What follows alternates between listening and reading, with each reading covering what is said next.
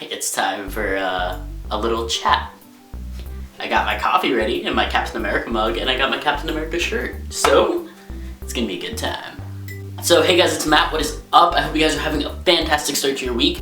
So this week, I wanted to make a little video about something that the internet will probably find uncomfortable, and that's also exactly why I want to make it.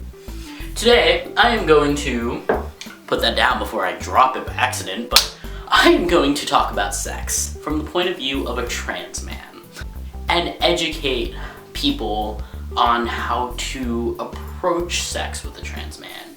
Get rid of any stigma that there is about sex with a trans man or something like that. I don't know. We're gonna talk about a bunch of sex today and it's gonna be fun.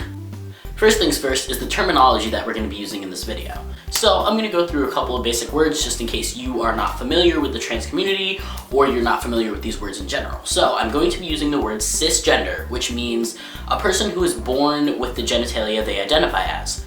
A male who was assigned male at birth and identifies as male, or a female who was assigned female at birth and identifies as female. Transgender, someone whose gender identity does not match up with whatever's in their pants. Asexuality, the lack of sexual attraction. This has nothing really to do with the trans community, but this is part of my own sexuality, so I was gonna slide that in there. Yeah. So those are the basic terms that I'm gonna be using, and I will explain everything else as we come to it, and hopefully this will be a good experience for everyone. And sorry to everyone who is uncomfortable, but yes, I have sex. Shocking disclaimer to the internet, I have sex. Oh my god, I know. Let's dive into my own sex life for a little bit. Not too detailed in a disgusting way, but let's dive in. Sex is something for me that, as an asexual person, I have the lack of sexual attraction. Sex is something for me that I do to connect with people on a more intimate level. I don't really like to do like no strings attached fuck. I don't really have sex just to have sex, if that makes sense. So when I do have sex, I want it to mean something. And yeah, so going off that, yes, I do have sex. So if your partner happens to be transmasculine, there are a lot of things that can trigger dysphoria when being in the bedroom. Sorry, like I took a nap and it's like 5, and so I am extremely tired, so this was a great idea to do for a video. It can trigger a lot of dysphoria. What dysphoria means is uncomfortableness with the body on how it presents itself on the outside, and it can cause a lot of depression, a lot of anxiety, etc., especially when it comes to sexual situations. Communication with your partner is extremely, extremely important. Some trans men like to refer to their junk as whatever label they choose. Some people call it their dick, some people call it their cock, some people call it their junk, some people say whatever they feel comfortable with, that's the label that is given. So talk with your partner and ask them what they would like it to be referred as, to avoid any blows to the mental state, pretty much. Now, this is something that people have talked to me a lot about, especially other trans men in the community, is how to not feel dysphoric on the top when experiencing sex. Now, I've had top surgery, but I definitely have been sexually active before I got top surgery. I personally was unable to take off my binder when I was in the bedroom. I refused to take off my binder, and my partner at the time was okay with that, and it was completely, like, the communication was there, and nobody really made a big deal out of it, and I was completely comfortable. A lot of trans men will not do this. Like, a lot of trans men will be super comfortable being pre-op and be like, alright, let's go, let's be naked. So, the most important thing is communication and making sure that your partner's gender identity feels validated, because when it comes to sex, it's a scary thought because your body doesn't match up with the norm of what you would expect, especially if you pass well.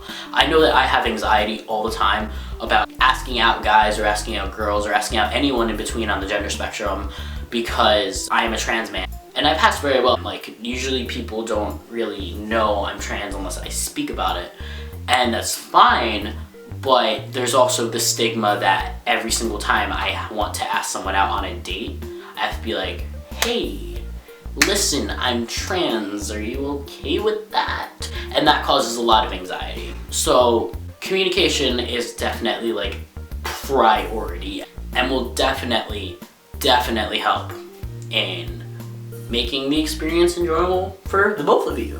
I want to dive into something that I don't see talked about a lot on YouTube or in the trans community in general, and that is trans men and the ability to get pregnant. If you are a trans man and you are on testosterone, that is not a method of contraception, and it will not prevent you from getting pregnant. It will make it harder for you to get pregnant, but it will not block it out totally. And if you do get pregnant on testosterone, it can cause a lot of birth defects. I have not seen this really talked about on the internet, but then again, I don't go on YouTube as much as I used to. I'm still putting it out there anyway. Testosterone is not a method of contraception. That being said, contraceptive methods such as IUDs, which release progesterone into your body, will not fuck up the testosterone. I have talked to multiple gynecologists and people at the clinic that I go to about different birth control methods in general. That specifically will not fuck up your testosterone. Plan B is completely safe to take while on testosterone. It won't screw up your body, it won't do anything like that. I personally have taken Plan B while on testosterone. So yeah, Plan B will not fuck up your testosterone. From what I know, the depot shot that you get every 3 months will not fuck up your testosterone because it's progesterone being into your system again. So you can be on it while being on testosterone. Just like the basic contraceptive methods, which are condoms.